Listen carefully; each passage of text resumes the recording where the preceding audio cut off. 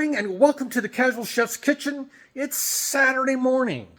I just ran a few errands. I went to the Yuba City Certified Farmers Market and went over to Super X Market over in Linda, California. Let's see what I got. We'll get that in a second. Picked up some tomatoes for the BTAs and some tomatoes for the macaroni salad. Some red bell peppers, which are for the macaroni salad, and green beans. These are regular green beans that'll be used in a couple different things, mostly in the veggie curry. And then I'm going to get this right, P&B Orchards. This is an apple pie. They say the crust is divine.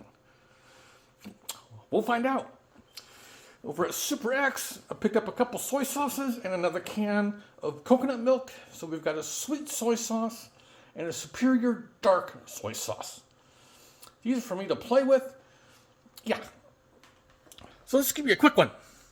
So that's what I got going on today. Actually, I don't think I'm cooking. I think Robin is actually cooking tonight. Yeah.